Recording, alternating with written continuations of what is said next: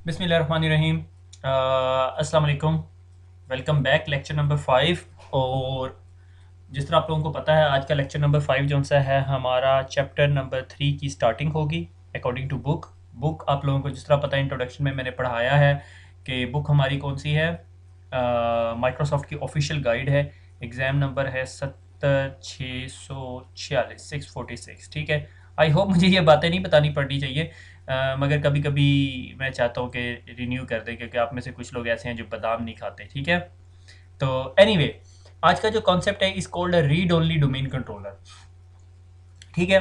Read only domain controller क्या है? ये एक नया कॉन्सेप्ट है जो विंडोज़ 2008 के अंदर आया है। ठीक है। अब तो अगर आप लोगों को पता हो, आप में से कुछ लोग लड़के इन हों, तो विंडोज़ का जो सा है 2012 का सर्वर भी आ गया है। ठीक है। इंशाल्लाह ये सीरीज़ रिकॉर्ड करने के बाद जब ये सीरीज़ एक्सपायर हो जाएगी तो फिर हम 2012 पे भी काम करेंगे। अभी 2012 की बुक्स और इस तरह की चीज़ें और मार्केट में पेनिट्रेशन नहीं है। अभी जो एग्जिस्टिंग ऑर्गेनाइजेशंस हैं वो विंडोज़ 2008 के ऊपर माइग्रेट हो रही हैं। कुछ हैं जो फास्ट ट्रैक ऑर्गेनाइजेशंस हैं वो 2012 पे माइग्रेट हो रही हैं। तो 2008 इज़ नॉट आउटडेटेड। अगर आप में से कुछ पढ़ रहे हैं तो ये सोच रहे होंगे कि फिर 2008 पढ़ाने का क्या मकसद है। एनीवे, 2008 के अंदर एक नया कॉन्सेप्ट आया है, इस called read only domain controller. Actually read only domain controller जो बुक के अंदर, अगर आप बुक देखो तो ये जो सा है ये no more than 7 to 8 pages से ज़्यादा बात नहीं की हुई, और उसकी कोई लैब नहीं है। और मेरे ख्याल में एग्ज़ाम फोकस के पॉइंट ऑफ व्यू से आपसे रीड ओनली डोमेन कंट्रोलर के बारे में कुछ बहुत ज़्यादा क्वेश्चंस नहीं होंगे। अगर होंगे भी तो वो इन डेप्थ नहीं होंगे। मगर मैंने कहा इसकी लैब ज़रूर करनी चाहिए, इसलिए हमने लैब की। ठीक है। क्योंकि एक न्यू आइडिया है। अगर आप कल को मार्केट में जाते हैं, आपको पता होना चाहिए रीड ओनली डोमेन कंट्रोलर कहाँ इस्तेमाल होना चाहिए, क्यों कर इस्तेमाल होना चाहिए, किस लिए यूज़ किया जाता है, what are the advantages, what are the disadvantages. मेरे नज़दीक एक डिसएडवांटेज भी है, दो हम डिस्कस करेंगे। ठीक हो गया। तो ये इतनी सारी बातें करने के बाद अब असल काम पे आते हैं। मैंने कहा जो DNS, history of DNS, very good. ये पिछली स्लाइड रह गई है। मेरे ख्याल में ये होना चाहिए टर्म्स। ठीक है। TERMS, terms. ठीक है। कि एक्टिव डायरेक्टरी या डोमेन कंट्रोलर्स की या डोमेन की टर्म समझने के लिए अ, हमें ये सारी टर्म्स समझनी पड़ेंगी। ठीक है। सबसे पहले बात करते हैं एट्रीब्यूट। ठीक है। एक्चुअली एक्टिव डायरेक्टरी या डायरेक्टरी सर्वर आपके पास कुछ ऐसा होता है कि एक आपके पास कबर्ड हो। ठीक है। और उस कबर्ड के अंदर आपने बहुत सारी चीज़ें रखनी है, यानी शेल्फिंग हुई हो उस कबर्ड के अंदर, और उस कबर्ड के अंदर से आपने चीज़ें निकालनी हो। से मैंने कहा कि यहाँ पर मैंने यूज़र के अकाउंट्स रखे हुए हैं। ठीक है। यहाँ पर उनके कंप्यूटर्स की डिटेल है, यहाँ पर प्रिंटर्स की डिटेल है, और यहाँ पे किसी और चीज़ की डिटेल है। फिर उसके बाद जब यूज़र्स में जाते हैं तो यहाँ पे एक स्पेसिफिक ग्रुप के यूज़र, एक स्पेसिफिक और एक स्पेसिफिक ग्रुप के यूज़र। अगर यानी मैं आपको इस डायग्राम को बहुत डिटेल में जाके अगर डायग्राम बनाऊँ थोड़े कलरफुल करके, तो मुझे यहाँ पर यानी मैं कह दूँ कि भाई ये जो सा है ये ग्रीन सेट ऑफ यूज़र्स है, ये ग्रीन सेट ऑफ कंप्यूटर्स है, ये ग्रीन सेट ऑफ प्रिंटर्स है।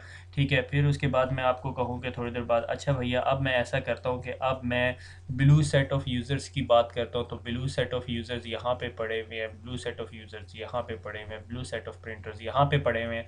फिर थोड़ी देर बाद मैं कहता हूँ, अच्छा जो लोग ग्रीन सेट ऑफ यूज़र्स हैं उन पे एक स्पेसिफिक रिस्ट्रिक्शन लगा दी जाए कि वो रन की कमांड ना यूज़ कर सके। ठीक है। तो this is the whole concept of active directory domain controller के आपके पास सेंट्रलाइज्ड लोकेशन के ऊपर सारी इन्फॉर्मेशन पड़ी हो, और अगर आपने उनके ऊपर पॉलिसिंग करनी है, यूज़र के अकाउंट एनेबल डिसेबल करने हैं, तो वो वहाँ से कर सकें। तो एक्टिव डायरेक्टरी एज सच जो सा एक सेंट्रलाइज्ड रेपोजिटरी है। Centralised repository. ठीक है। Centralised repository. ठीक है। रेपोजिटरी कि भाई जिसके अंदर आप तमाम इंफॉर्मेशन रख रहे हो। ठीक है। एक कबर्ड या लाइब्रेरी के अंदर जो इंडेक्स्ड कार्ड की जो शेल्फ होती है कि तमाम बुक्स की इंडेक्सिंग पड़ी हुई होती है। ठीक है। इस sort of a concept like that. ठीक है। तो अगर हम थोड़ा सा आगे चले, मैं ज़रा आज कोई ना अच्छा सा कलर लेना चाह रहा हूँ, तो जी चलें जी, पर्पल आज कलर की। ठीक है। तो अच्छा, मैंने सुन लिया है बहुत लोगों को पसंद नहीं आया। तो अगर मैं कहता हूँ कि इस पूरी एक्टिव डायरेक्टरी के अंदर यानी एक यूज़र है ये। ठीक है। इसका नाम मैं रख देता हूँ ताहा, TAHA। ठीक है। ताहा। ठीक है। अब ये जो यूज़र है जिसकी इन्फॉर्मेशन पड़ी हुई है इस एक्टिव डायरेक्टरी के अंदर, तो सबसे छोटी जो चीज़ एक्टिव डायरेक्टरी की, जब आप पूरी स्टोरी समझ रहे होते हो, जो टर्म समझ रहे होते हो, उनमें सबसे जो छोटी वैल्यू होती है इस कॉल्ड एन एट्रीब्यूट, इस कॉल्ड एन एट्रीब्यूट। एट्रीब्यूट क्या हो सकता है कि अगर मेरे पास एक यूज़र है, ठीक है, एक यूज़र जो सा है वो थोड़ी बड़ा एट्रीब्यूट हो जाता है, तो बड़ा ऑब्जेक्ट हो जाता है, जो अगले हमारा टॉपिक है। इस एट्रीब्यूट्स तरह के क्या हो सकते हैं? First name, last name, contact number, ठीक है। और क्या एट्रीब्यूट हो सकता है? पासवर्ड, ठीक है। और क्या हो सकता है? किस ग्रुप का मेंबर है, ठीक है, actually member of a group, ठीक है। These are the attributes. तो जो सबसे छोटी चीज़ हमारी डोमेन्स या एक्टिव डायरेक्टरी के अंदर होती है, इस पूरे इंफ्रास्ट्रक्चर के अंदर होती है, इज कॉल्ड एन एट्रीब्यूट। उस बंदे का एट्रीब्यूट क्या है, ठीक है? सैलरीड है, एम्प्लॉयड है, ईमेल अकाउंट है, और सारी जो उस अकाउंट के बारे में इंफॉर्मेशन है। और ये जब सारे एट्रीब्यूट्स एक स्पेसिफिक चीज़ के बारे में जब हमारे पास इकट्ठे हो जाते हैं, तो हम उस चीज़ को कहते हैं ऑब्जेक्ट, ठीक है। लाइक अगर ये ताहा जौन सा है is sort of an object, ठीक है, ठीक है। ताहा की जगह और क्या चीज़ हो सकती है? प्रिंटर हो सकता है, वर्क स्टेशन हो सकता है, ठीक है। सेम मैं कहता हूँ मेरे पास एक प्रिंटर है, XYZPRN009, ठीक है। मेरे XYZ कंपनी का नाम है, और PRN प्रिंटर और 009 नेमिंग कन्वेंशन कुछ ऐसी होनी चाहिए जिससे ऑब्जेक्ट आइडेंटिफाई। अब इस प्रिंटर का नाम है, ठीक है, इज एन एट्रीब्यूट। उसका IP address is an attribute. Type, model और a driver can be an attribute. Driver can't be an attribute but we can say, ठीक है। So these are called attributes and object. यहाँ तक समझ आ गई आपको, ठीक है। Another term is called an organizational unit. Organizational unit क्या होता है कि मैंने एक organization के अंदर बहुत सारे लोगों को different groups में बना दिया। That can be a group as well, ठीक है। तो ग्रुप के अंदर बना दिया, और उन ग्रुप्स को मैंने कह दिया ऑर्गेनाइजेशनल यूनिट। लाइक मेरी एक डोमेन थी, और मैंने अपनी डोमेन के अंदर एक ऑर्गेनाइजेशनल यूनिट बना दिया IT का, ठीक है। फिर मैंने एक ऑर्गेनाइजेशन बना दिया फाइनेंस का, ठीक है। फाइनेंस के ऑर्गेनाइजेशन यूनिट के बाद मैंने एक और यूनिट बना दिया पेरोल का, ठीक है। पेरोल के बाद एक और मैंने यूनिट बना दिया जी डॉक्टर्स का, ठीक है, डॉक्टर्स का, हैप्पी डॉक्टर्स, ठीक है, हैप्पी डॉक्टर्स, ठीक है। तो जिनकी कमी है हमारे पास, एनीवे और उसके बाद क्या आ गया हमारे पास जी? और कौन सा डिपार्टमेंट हो सकता है? HR का, ठीक है, ठीक है। तो इस तरह में हमने डिपार्टमेंट्स बना दी। अब मैं चाहता हूँ कि जो IT के लोगों हैं, उन लोगों को जो सर्वर्स को रिमोट डेस्कटॉप करने की फैसिलिटी हो, तो मैं इन ऑर्गेनाइजेशनल यूनिट्स के ऊपर परमिशंस लगा देता हूँ, ठीक है, परमिशंस लगा देता हूँ, ठीक है। हालांकि हमारी 2008 जौन सी है हमें बहुत ग्रैनुलर परमिशंस की इजाज़त देती है। वो will discuss in the detail chapter number 3 के अंदर। एक्चुअली GPOs जो ग्रुप पॉलिसी ऑब्जेक्ट्स पढ़ेंगे, वो एक्चुअली हम लोग कुछ लेवल पे आके इन ऑर्गेनाइजेशनल यूनिट्स के ऊपर लगा सकते हैं, ठीक है। How we will implement it, it's the topic of other lecture, ठीक हो गया। फिर उसके बाद ये जब सारी चीज़ें इकट्ठी हो जाती है, तो हमारे पास एक चीज़ बन जाती है, इस कॉल्ड डोमेन। डोमेन, लाइक मैंने कहा कि मेरे पास एक डोमेन थी जिसको हम लोग कुछ यूं रिप्रेजेंट करते हैं, ठीक है, इस कॉल्ड डोमेन। और इस डोमेन को मैंने नाम दिया उर्दू IT.com, ठीक है। ये जो हमारी टेस्ट डोमेन है इस कॉल्ड उर्दू IT.com, ठीक है। और मैंने आपको बताया कि थोड़ी देर पहले कि मैंने एक ऑब्जेक्ट बनाया, ठीक है, और उस ऑब्जेक्ट के कुछ एट्रीब्यूट्स थे। इसे मैंने कहा जी ये ऑब्जेक्ट है, ठीक है, ये ऑब्जेक्ट है, ये ऑब्जेक्ट है, ठीक है। ये ऑब्जेक्ट्स के छोटे छोटे एट्रीब्यूट्स थे। अब छोटे छोटे एट्रीब्यूट्स भी इस ऑब्जेक्ट के बना देते हैं, ठीक है। से मैंने कहा ग्रे कलर के एट्रीब्यूट्स, ठीक है। हर ऑब्जेक्ट के छोटे छोटे एट्रीब्यूट्स थे, ठीक है, और ऑब्जेक्ट के अपने अपने एट्रीब्यूट्स हैं, ठीक है। तो एट्रीब्यूट्स हो गए। अब इन तमाम ऑब्जेक्ट्स को इकट्ठा करके मैंने क्या कर दिया, उनको मैंने बना दिया ऑर्गेनाइजेशनल यूनिट, ठीक है। तो अगर ये ऑर्गेनाइजेशनल यूनिट्स इस एक्टिव डायरेक्टरी के अंदर चले जाएं, तो कुछ यूं की पिक्चर बनेगी मेरे पास कि मेरे पास ऑर्गेनाइजेशन के अंदर बहुत सारे ऑर्गेनाइजेशनल यूनिट्स हैं, ठीक है, और वो ऑर्गेनाइजेशन यूनिट बन के एक डोमेन बनाते हैं, ठीक है। तो अगर मैं दोबारा छोटी सी इस डायग्राम को ज़रा एग्जैक्टली, ये तो स्केल पे ड्रॉ नहीं हुई हुई ना, तो मैंने कहा जी ये मेरे पास OUs बने हुए हैं, ठीक है, ऑब्जेक्ट्स बने हुए हैं और ऑब्जेक्ट्स जो से हैं मल्टीपल ऑब्जेक्ट्स जो से हैं एक OU का पार्ट है या ग्रुप्स OU के पार्ट हैं, ग्रुप्स भी बन सकते हैं, ठीक है। यानी ऑब्जेक्ट बहुत सारे ऑब्जेक्ट्स को मिला के मैं ग्रुप में डाल देता हूँ और उस ग्रुप को एक OU का पार्ट बना देता हूँ, that can be another story, ठीक है। आप इसको ग्रीन को एज अ ऑब्जेक्ट या ग्रुप भी ले सकते हो, ठीक है। ग्रुप क्या होता है कि एक सेट ऑफ यूजर्स, ठीक है। आईटी के अंदर आप फर्दर क्लासिफिकेशन कर सकते हो, लाइक आईटी के अंदर नेटवर्क्स, ठीक है, server admins, domain admins and blah blah blah, ठीक है। They can be a part of a group, ठीक है। और जो बंदा अगर किसी ग्रुप का मेंबर हो, लाइक ताहा is a member of a domain admin, तो वो डोमेन एडमिन के सारे काम कर सकता है। अब अगर ताहा एक member of a domain admin, तो आपको पता चल जाएगा कि अगर वो डोमेन एडमिन का मेंबर है तो he is a part of an IT, ठीक है। अच्छा, अब डोमेन के बाद एक concept is called a tree. Tree is a very important concept to understand, ठीक है। कि मैंने कहा उर्दू IT अकेडमी डोमेन होगी, अब मैंने कहा उर्दू IT अकेडमी के जी दो पार्ट्स हो गए, ठीक है। One is called east, other is called west, ठीक है। East, other is called west, ठीक है। तो इनका डोमेन नेम क्या बन जाएगा, east.urduit.com और west.urduit.com। So these are becoming a branches, और जब ब्रांचेस की बात करते हैं तो हम इसको कहते हैं दिस इज अ ट्री, ठीक है। तो सबसे छोटी चीज़ थी एट्रीब्यूट, एट्रीब्यूट ने मिलके बनाया ऑब्जेक्ट, ऑब्जेक्ट ने मिलके बनाया ग्रुप्स, और ग्रुप्स ने बनाया ऑर्गेनाइजेशनल यूनिट, और बहुत सारे ऑर्गेनाइजेशन यूनिट ने मिलके बना दी डोमेन, ठीक है, विच इज़ urduit.com और west.urduit.com और east.urduit.com। अगर मैं इसको फर्दर ट्रिम डाउन करूं तो जी दो और फर्दर ब्रांचेस बन गई। अभी आप सोच रहे हो कि क्या बन सकती हैं, लेट मी एक्सप्लेन। तो मैंने कहा जी south east dot Urdu IT.com, ठीक है। और इसी तरह वेस्ट के साथ भी हमने फर्दर ब्रांचेस बना दी, ठीक है। तो this is whole this story, whole of this picture is called a tree, ठीक है। यहाँ तक कॉन्सेप्ट क्लियर हो गया। अभी अगला कॉन्सेप्ट आप खुद समझ चुके होंगे कि अगर एक ट्री है, तो मैंने कहा ये फॉरेस्ट का भी कॉन्सेप्ट क्या होगा जहाँ पे मल्टीपल ट्रीज हैं। तो मैंने कहा कि ये एक ट्री था, इसके साथ एक और ट्री पर खड़ा हुआ है, which I am just trying to understand which colour I should select. तो जी मैंने ये सेलेक्ट कर लिया, ठीक है। ये एक और कंपनी थी जिसको बाद में उर्दू IT ने टेक ओवर कर लिया, या उर्दू IT ने थोड़ा सा बाय कर लिया, या उसने उर्दू IT को बाय कर लिया, ठीक है। से मैंने कहा delta.xyz.com, ठीक है। और उसके अंदर फिर फर्दर दो ब्रांचेस थी, mail dot delta dot XYZ, जगह नहीं है मेरे पास, और एक मैंने कहा जी east.delta.xyz.com, ठीक हो गया। अब ये पूरे का पूरा इट्स सेल्फ अपने अपने आप के अंदर is a full flash tree. जब ये दो ट्रीज़ आपस में ज्वाइन हो जाते हैं या एक जगह होते हैं, या मसलन इन दोनों ने आपस में एक दूसरे के साथ शेयर्स रिसोर्सेज करने हैं, जिनमें से एक ट्रस्टेड डोमेन होगी और एक ट्रस्टिंग डोमेन होगी, इस अ डिफरेंट डिबेट। मेरे ख्याल में हम लोग ये इसको मोर डिटेल एक्टिव डायरेक्टरी के अंदर पढ़ेंगे। ट्रस्टिंग डोमेन ये होती है कि अगर मैं मेल डेल्टा XYZ का एक यूज़र है, वो वेस्ट के अंदर या साउथ ईस्ट के अंदर एक बंदे के रिसोर्सेज को एक्सेस करना चाह रहा है, तो ये जो ये जो डोमेन होगी, इन दोनों के दरमियान एक किस्म का ट्रस्ट रिलेशनशिप होना लाजमी है, ठीक है। ट्रस्ट रिलेशनशिप होना लाजमी है।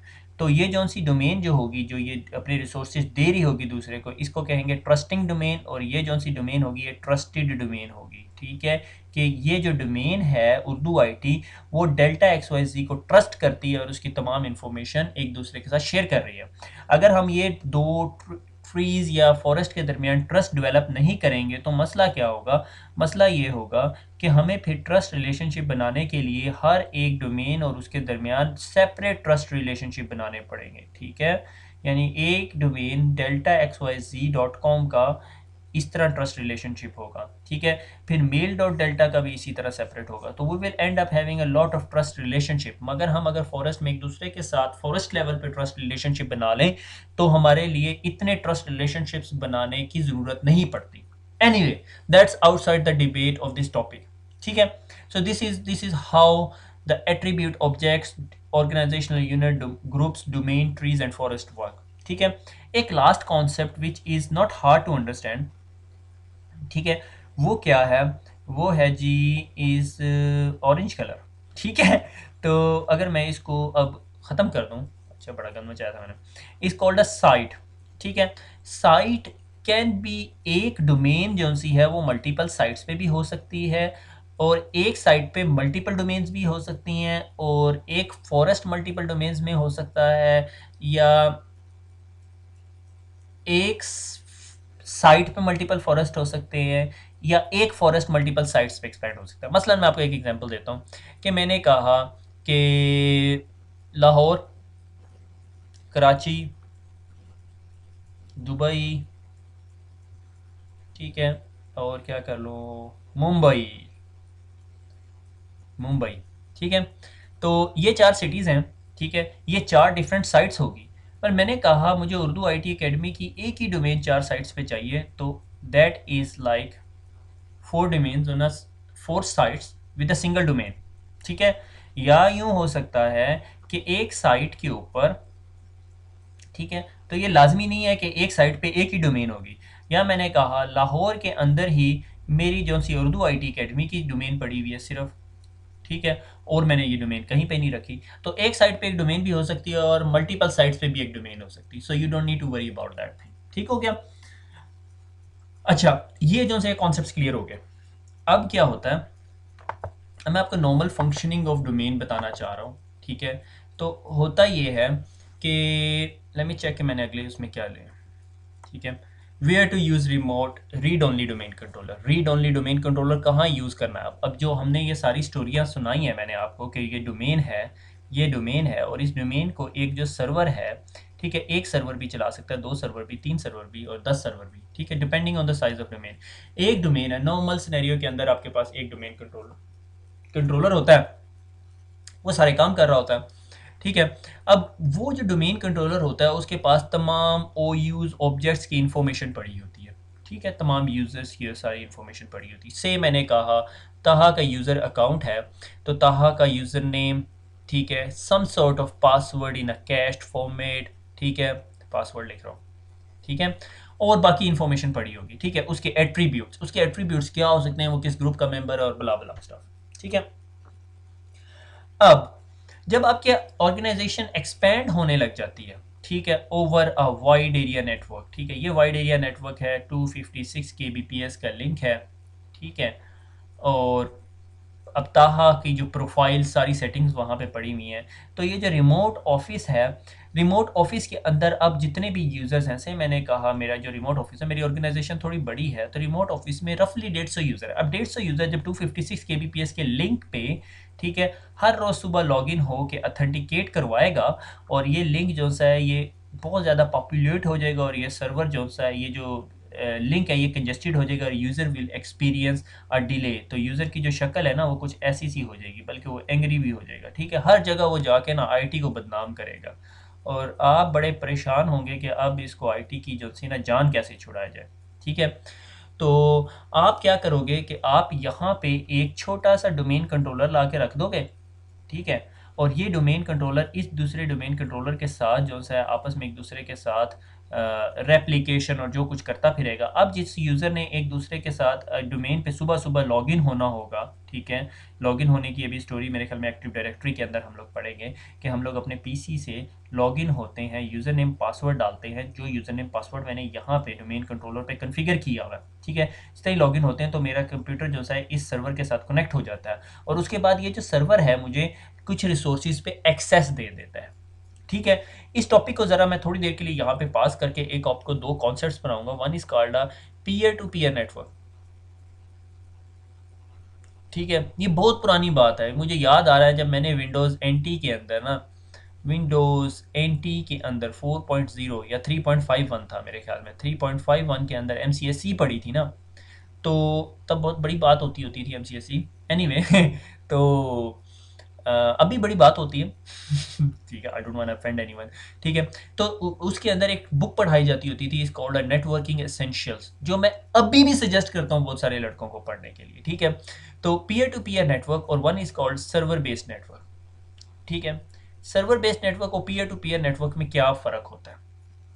ठीक है, पीयर टू पीयर नेटवर्क क्या कि ये मेरा नेटवर्क है और इसके ऊपर जो से पीयर हर बंदे ने ना अपनी चीज़ें लगाई हुई हैं। ये मेरा सर्वर पड़ा हुआ है एक बंदे ने और उसके ऊपर उसने जी फिल्म्स रखी हुई हैं, ठीक है। तमाम नई जो फिल्म्स है ना वो उसके ऊपर पड़ी हुई हैं, ठीक है। एक ने जौन सा है ना वो स्टोरेज सर्वर बना दिया, ठीक है, स्टोरेज सर्वर बनाया हुआ, ठीक है। उसके ऊपर बहुत ज़्यादा डाटा रखा जा सकता है। एक जौन सा है उसने कोई ना प्रिंटर रखा हुआ है, ठीक है, ये प्रिंटर बना दिया मैंने, ठीक है। इसके नीचे पहिए भी लगे हुए हैं, ठीक है, ये प्रिंटर बना हुआ है, ठीक है। और एक ने जौन सा है ना वो कोई सॉर्ट ऑफ वीडियो स्ट्रीमिंग की बात की हुई है, ठीक है। आप में से अगर किसी को पता हो माइक्रोसॉफ्ट कम्युनिकेशन सर्वर का, ठीक है, जो कि अपडेट हो गया है, एनीवे, ठीक है।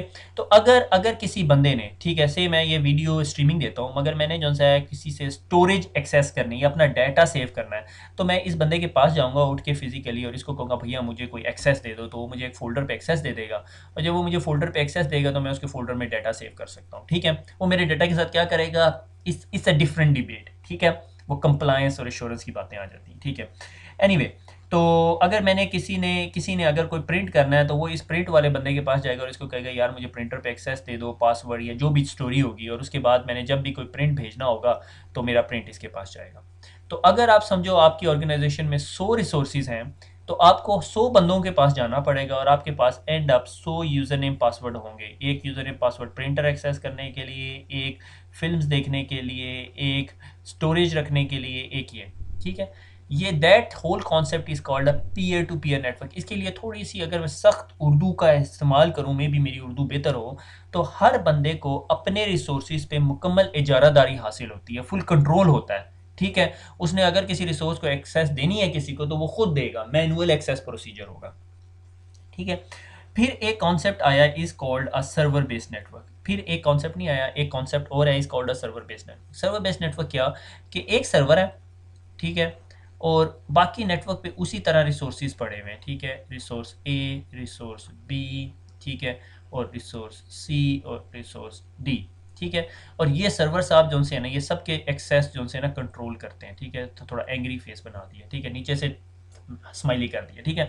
अब अगर एक बंदा जिसने एक्सेसिस पे डिफरेंट 10 रिसोर्सेज पे एक्सेस करनी, लाइक सी रिसोर्स पे भी, डी पे भी और ए पे भी, तो वो इसके पास जाता है, वो कहता है अच्छा मैं तुम्हारा अकाउंट बना देता हूँ और तुम्हें जो सा है अलाउ कर देता हूँ, you can access A C and D, ठीक है।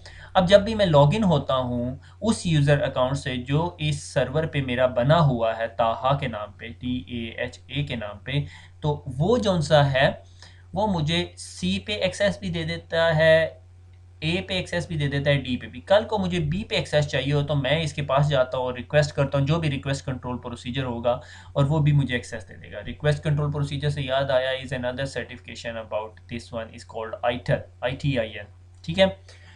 जिंदगी रही तो वो भी पढ़ लेंगे, ठीक है, पर अभी जो पढ़ रहे हैं वो पढ़े, ठीक है।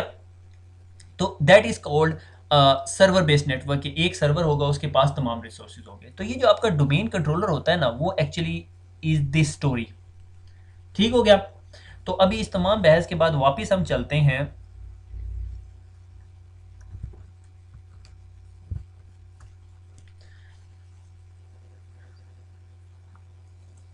एक्टिव डायरेक्टरी के उस कॉन्सेप्ट की तरफ जो हम पढ़ रहे थे, ठीक है। तो जनाब हमने कहा कि जो मैंने यहाँ पर एक छोटा सा डोमेन कंट्रोलर पड़ा हुआ था वो रखा हुआ था और उसके ऊपर सारे यूज़र के अकाउंट्स थे जो 150 यूज़र थे और वो यहाँ पे पड़ा हुआ था। एक दिन रात को क्या हुआ कि यहाँ पे ज़ाहिर है डाटा सेंटर कंट्रोल नहीं था, एक नॉर्मल कमरा था।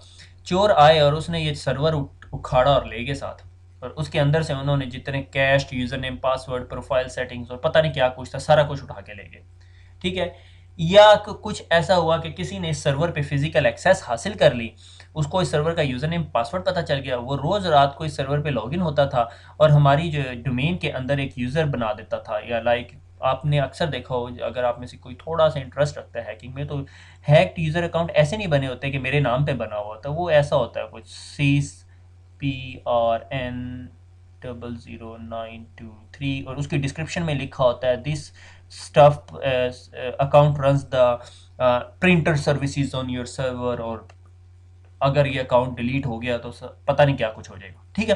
तो वो नेटवर्क एडमिनिस्ट्रेटर भी जो मेरे जैसा होता है, जिसे कुछ नहीं पता होता, तो वो डरता भी होता है डिलीट करते हुए। और वो जो सा है, ये जो सिस प्रिंट के नाम पे अकाउंट होता है, ये एडमिनिस्ट्रेटिव डोमेन एडमिन ग्रुप्स का मेंबर बन चुका होता है, ठीक है। तो अब अगर मैंने यहाँ पे अकाउंट बनाया तो वो थोड़ी देर बाद वहाँ पे रेप्लिकेट हो जाएगा। तो अगर इधर रेप्लिकेट हो गया और हैकर ने अपना एक 2 नंबर अकाउंट जो है अपनी डोमेन पे बना लिया, तो उसको अब इस पूरी नेटवर्क के अंदर घुसने से कौन रोक सकता है? स्वाई फायरवॉल के कुछ नहीं रोक सकती, पर खैर उसने फायरवॉल पहले कंप्रोमाइज़ की होगी। एनीवे, यहाँ तक बात समझ आ गई?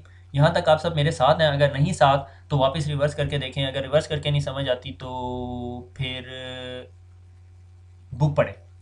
Anyway, book is not discussing this thing. मेरे ख्याल में बुक एक्सेप्ट करती है कि आप लोगों को ये 2 साल के नॉलेज में ये सारी बेसिक चीज़ों को पता होगा, ठीक है।